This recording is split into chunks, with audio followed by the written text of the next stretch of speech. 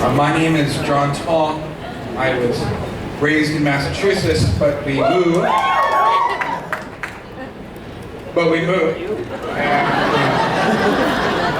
And it gets worse. And I went to high school outside a farming community in North Carolina. Fewer cheers. I stood out from the crowd because I weighed over 300 pounds and I was the only Chinese kid. And as you can imagine, it was awesome.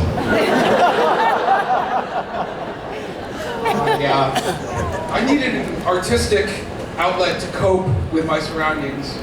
And the best way I could express my depth was through my poetry. I'm going to share 4 poems I wrote my junior year of high school that I actually turned in for credit. And I think when I'm done, you'll also know why the cage bird sings.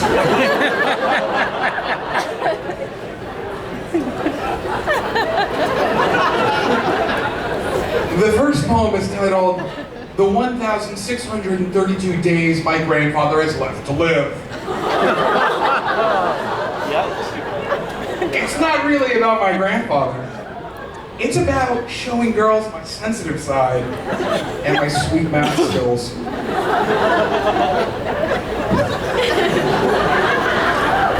The 1,632 days my grandfather has left to live.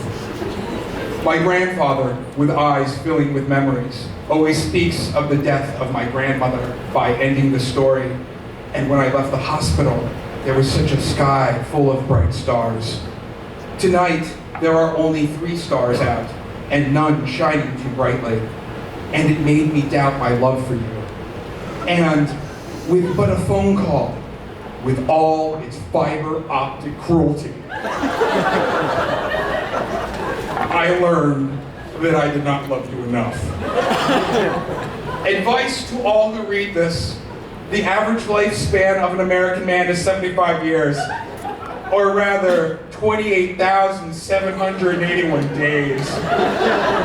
That's only 28,781 days.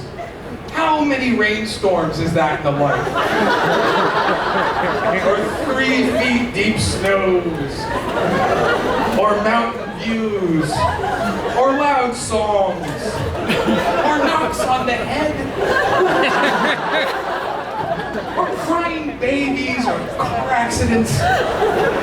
How much is in those days? With so few days, why did I not once grab you by the arm and say, "Can't you see how much I love you?" Like some bad soap opera. And why did I not put my hand behind your head and give you a long, dramatic kiss? And how many of you can there be in 28,781 days? How many inspiring loves can there be? How loud can the pounding heart get in those days?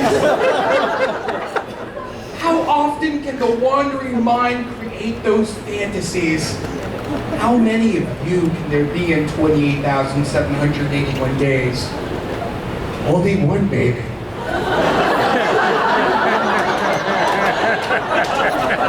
Only one.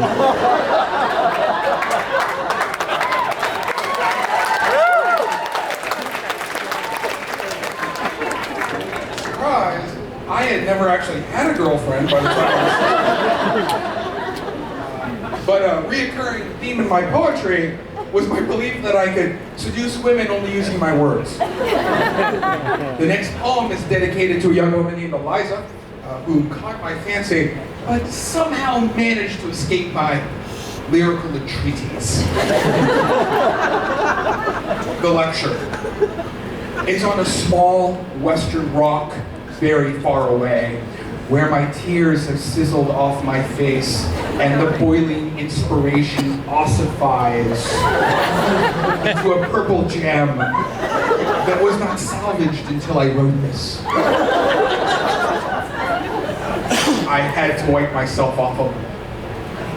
And I hope you liked it, and I did it just for you.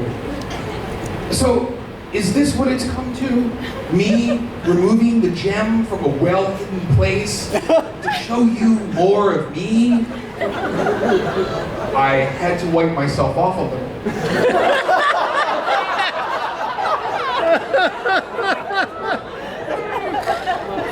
You know, I used to keep it in my pocket where my third grade elementary teacher told me my father had rubbed the stone and he rubbed the stone until it was smooth, like your hands. She didn't know about your hands, but I do. I like pressing them against my face like a spider on silk, a puppy on puffy terry cloth. I feel your fingertips. I politely keep the chills I receive to myself. You move your hands further up and the nerves on top of my head collide. So I giggle. You violently grab my hair and pull my face to yours, and all I think to myself is, I hope she wiped off her hands. I think my teacher's comments at the bottom of the page say everything. I don't know.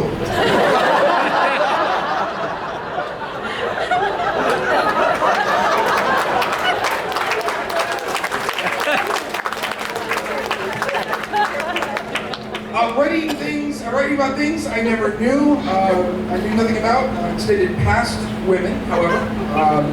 I listened to a lot of The Cure and early 90s grunge music.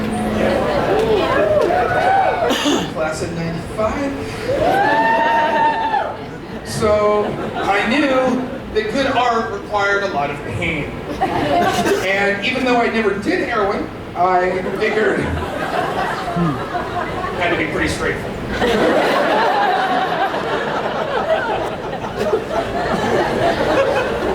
Heroin.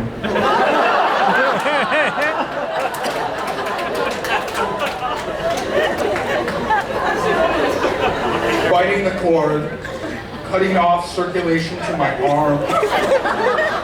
I inject you into me, and you burn. Waiting for me to let the cord go, to let you go into me.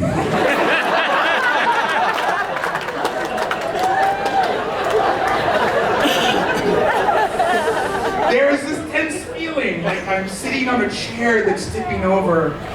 Now the burn is everywhere. The rush bursts into my chest, and I yell out a moan mixed with a scream.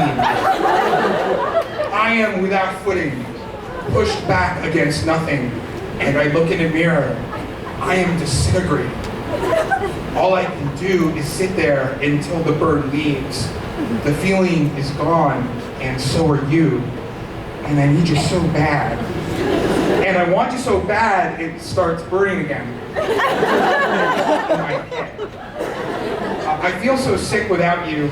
My hands shake, my legs shake, my head is leaned back, my teeth clenched, and my stomach is one big knot.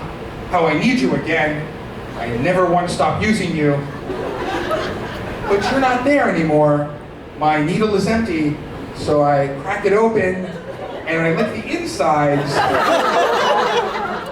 The residue of you. And I know I can't get any more.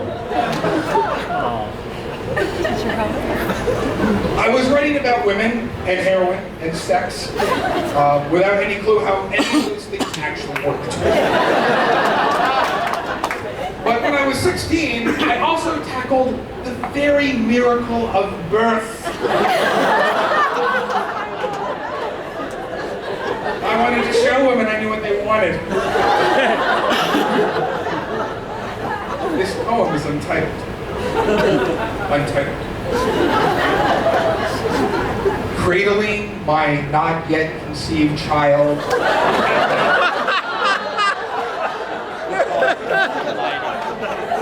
In my burlap arms. I rub his little forehead. Little itty bitty thing. Ooh. Mr. Snugglups is a gorgeous child, very healthy, singing to my, as of yet, non-existent child. I play with its transcendental fingers. Hush, little baby, don't say a word. Papa's gonna do all he can.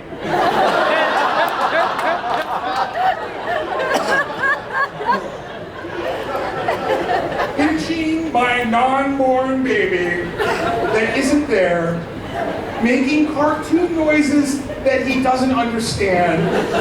I say, you are what makes me who I am. That's what you are. Daddy's little Mr. Snugglups. I don't know if I know what women want. And I'm not sure if this counts as irony, but I did end up marrying a woman who loves my writing, and you should listen to her because she is a professor of poetry.